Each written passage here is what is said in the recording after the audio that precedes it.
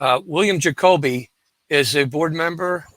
He is also he has a MPA and a degree from the University of Pittsburgh, a JD from Duquesne.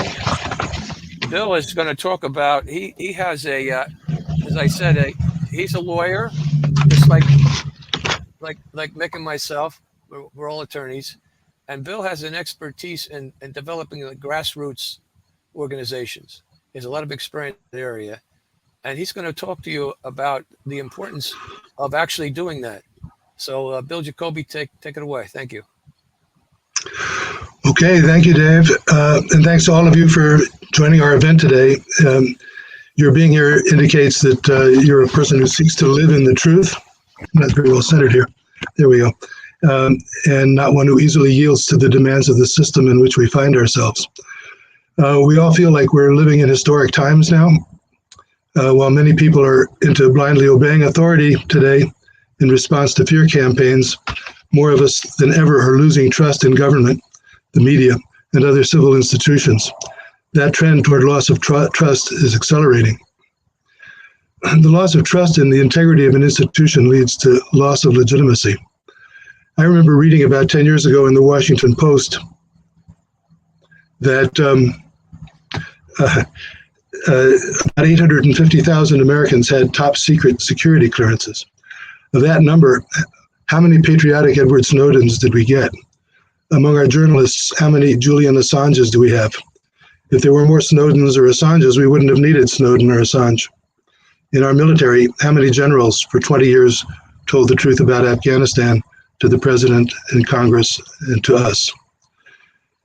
An honest flow of information and honest institutions are essential for a cleanup to begin.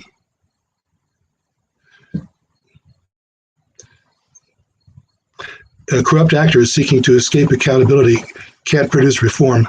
They can only produce more corruption, theft, repression, and war. And that's why sometimes new institutions need to be created.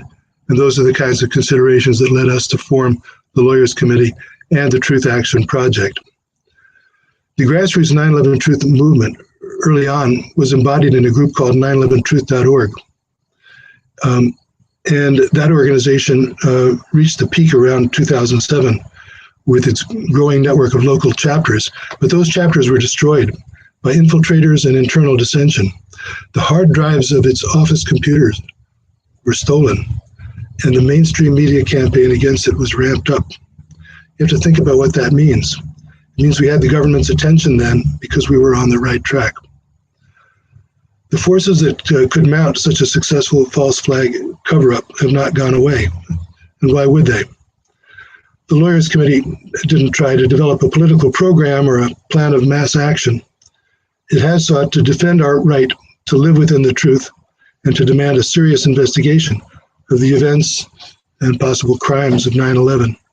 It can sharpen and shape the legal challenge to the actions and inactions of government. But in the long run, its power will depend on the support of an enraged and organized citizenry. Some of you are skeptical that the courts will be attentive to your concerns and doubt that we'll succeed in getting the truth. But we're making real headway. More such lawsuits will be brought by ourselves and others seeking enforcement of constitutional rights. But all such cases, if all such cases were to be dismissed, each ruling would be a confirmation that the bonds between we the people and our government were fraying. Gradually, the erosion of legitimacy would give way to the withdrawal of consent to be governed. This would never come about if the institutions of our civil society were healthy.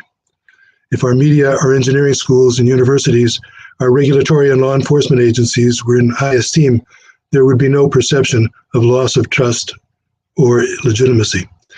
In Eastern Europe in the 80s and 90s, that ceased to be the case.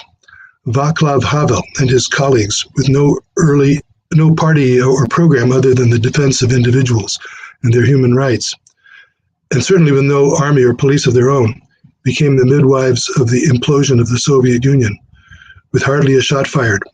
And Havel became the first president of the Czech Republic. Could that ever happen in America? The consequences of loss of trust and legitimacy following a string of negative or evasive judicial responses to our action, will depend upon the integrity of our civil institutions. If there's no will to reform or replace them, either they will reform themselves through internal pressures, or they'll spiral downwards into corruption, loss of trust, and illegitimacy. To fix our corporate media, there are things we can do as customers and as a movement to close them down and support better alternatives.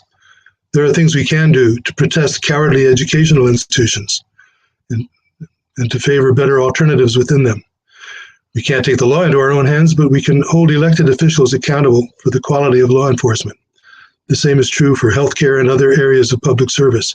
And we can restore faith in the integrity of our elections. Many Americans of both parties have been engaged in that quest over the years, raising the same concerns until they get into power. These, of course, are my opinions. These aren't the positions that the Lawyers Committee has taken. In all such matters, the outcome depends upon the degree of engagement, social organization, and cohesiveness of the people. How are we doing? Well, on that, Václav Havel has something to say. Writing in 1978, he asked, "Is it not true that the far-reaching adaptability of people to living a lie and the effortless spread of self-enforced totalitarianism, that these have some connection with the people's willingness to surrender their higher values when faced with the trivializing temptations of modern civilization? And do we not mean," and he meant in his own country before the fall of communism, "do we not in fact stand as a kind of warning to the West, revealing to it its own latent tendencies?" Havel's 1978 warning to a materialistic and complacent, though well-armed America should ring in our ears. Must we wait for our society to consume itself in distrust, division, or decay before we realize that our destinies are not private like those of consumers, but entwined like those of citizens? If we want to preserve the best of what America has given to past generations and to our own, we must come together now in new forms of organization to clean up corruption and restore trust in our institutions. Havel foresaw that the revolution that Czechoslovakia needed would come from self-organizing, self-initiating groups of people determined to live in their truth, banding together in a web of autonomous associations through which people could manage their communal lives themselves with minimal intrusion of the heavy hand of the state. We need to do the same and not retreat into our personal bubbles on the internet. Today, Americans are becoming active in new ways and along new battle lines. The words freedom and local are being heard more often, and people are forming new communities online to grow food, to protect nature, to create enterprises, and to shake up local governments to deal with new realities.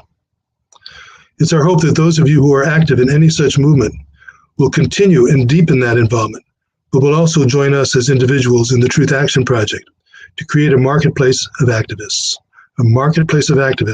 exploring ways we can learn from one another and support one another's efforts, informed by the forbidden knowledge of the 9/11 cover-up. We will support the Lawyers Committee and other initiatives that our members want us to support, but locally, we simply want to bring activists together, and they will determine what they can collaborate on. We hope to empower members of our community to realize their full potential in reshaping our country, its institutions, and their own lives around the pursuit of living in the truth. If you have skills that would be useful in building local groups of people who are living in the truth and building a new network of activists, if you have people skills, skills in writing, skills in management or social media, in marketing or strategizing, and if you've been looking for a community of people with your values, like those of us gathered on this call today, please write to us. You can write to me at wsjacoby@911tap.org. You can contact the Lawyers Committee at lcfor911.org. And to see the new TAP website, you can go to truthactionproject.org. Thanks very much for your time and attention. And now I'll turn the call back over to Dave. Thank you. Thank you, Bill, very much.